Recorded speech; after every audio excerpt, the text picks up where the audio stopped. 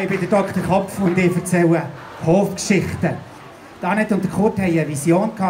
Sie wollten wegkommen vom Gift in der Landwirtschaft. Und darum haben sie angefangen biologisch zu bauen. Sie haben sich das Wissen zusammengesucht, das vorhanden war, dazumal zur Biolandwirtschaft. Und sie haben noch eine andere Vision. Sie wollten nämlich von diesem Hof leben. Und darum haben sie von Anfang an Direktvermarktung betrieben. Und darum spielen seit dem Anfang die Kunden, also der, die hier jetzt so am Fest sind, eine wichtige Rolle auf diesem Hof. Annette und Kurt haben nicht nur eine Vision gehabt, sondern sie haben das auch ziemlich konsequent umgesetzt. Sie haben nämlich mit einem grösseren Garten, müssen wir sagen, angefangen, mit etwa 20 Ahren Gemüse. Sehr viel Handarbeit. Ja, sie haben am Anfang sogar von Hand gemolken. Sie wollten es wirklich wissen. Sie haben eine Art solidarische Landwirtschaft gemacht, von Anfang an. Das ist ja heute erst so fast ein kleiner Modebegriff geworden. Aber sie haben von Anfang an ihre Kunden direkt beliefert. Das heisst, sie haben Ende Woche angerufen, haben gesagt, wir haben heute oder gestern geerntet, was könnt ihr brauchen von dem? Und dann sind sie mit Ross und Wagen zu ihren Freunden gefahren und haben ihnen das Gemüse gebracht, das sie ernten konnten. Das Schöne ist ja, das hat ganz enge Freundschaften und Beziehungen gegeben, die bis heute Bestand haben. Und es hat wirklich Leute aus den ersten Jahren, die heute auch dabei sind an diesem Fest. Und auch beim Kürbis waren sie Pioniere. Sie haben nämlich aus Amerika Kürbissamen importiert und sie von den ersten Bauern in der Schweiz, die verschiedene Speisekürbisse angebaut haben. Und damit die Kunden überhaupt gewusst, was sie mit diesem Gemüse anfangen sollen, haben sie ein Rezeptbüchlein geschrieben, von Hand, versteht sich selbstverständlich, haben das Rezeptbüchlein am Markt den Kunden verteilt und so haben sie eben nachher herausfinden, was man aus diesen Kürbissen alles für feine Sachen kochen kann. Und besonders schön war natürlich, wenn die Kundschaft die Woche darauf wiedergekommen ist und gesagt hat, dass das Gericht geglückt ist und sogar noch fein war. Der Betrieb, wir sind jetzt im zweiten Teil, der Betrieb ist gewachsen wie das Gemüse auf dem Feld oder Kürbisse, die ich vorhin davon erzählt habe. Vom grossen Garten, wo Annette und der Kurt angefangen haben, im ersten Jahr, bis zu einem landwirtschaftlichen Unternehmen mit Hofverarbeitung und einem Haufen Mitarbeitenden.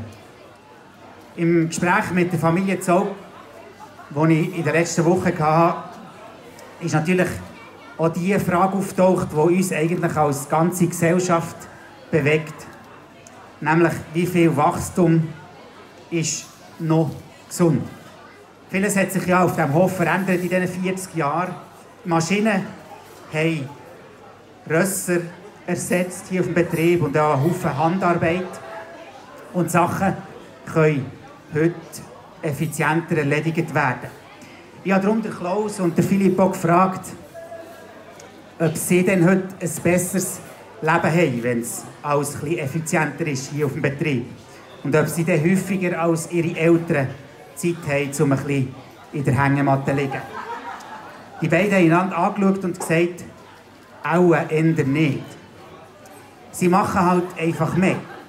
Sie produzieren mehr, sie verkaufen mehr, es gibt mehr Kunden, mehr Marktstandorte. Es geht ihnen ganz ähnlich, glaube ich, wie uns allen. Wir werden zwar immer effizienter und nachher machen wir einfach umso mehr. Aber kommen wir doch von der Post zurück zum Hof. Mir ist da noch die Bemerkung von der Annette in den Sinn gekommen. Immer wieder sind nach vielen Jahren eine Praktikantin, ein Praktikant oder eine Mitarbeiterin, ein ehemaliger Mitarbeiter zurückgekommen auf den Hof und haben nachher gesagt, eigentlich habe ich hier die beste Zeit gehabt. Und das Schöne ist ja, so viele Menschen wie hier haben dürfen arbeiten, so viele Menschen haben eine wunderbare Zeit gehabt und ich gehöre zum Glück auch dazu. Es geht mir nämlich auch ein bisschen so, hier, wo ich auf dem Hof gearbeitet habe, habe ich eine unglaublich vielfältige und sinnhafte Tätigkeit dürfen machen. Ich habe mich verbunden gefühlt mit der Erde, mit den Zyklen der Natur. Und das brauchen wir ja auch, dass wir uns wieder mehr zusammen verbinden in der persönlichen Begegnung und dass wir uns auch wieder mehr verbinden mit der Natur und darum auch viel mehr Teil von dieser Natur und von diesem wunderbaren Planeten fühlen. Und dieser Betrieb war für mich immer ein schönes Beispiel.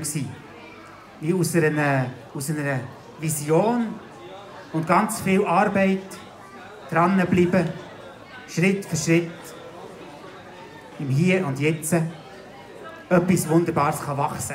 Hier kann man erleben, was möglich ist, wenn Menschen die Zukunft anpacken. Im eigentlichen Sinn und natürlich auch im übertragenen Sinn. Tschüss zusammen und bis ein anderes Mal.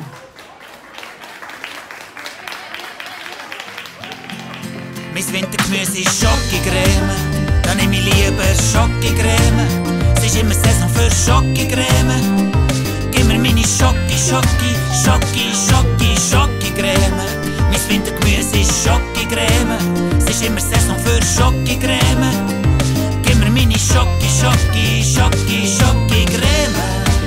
Mein Wintergemüse ist Schokocreme, dann nehme ich lieber Schokocreme. Gib mir meine Schokocreme. Es ist immer Saison für Schokocreme. Ja, mein Wintergemüse ist Schokocreme. Gib mir meine Schokocreme.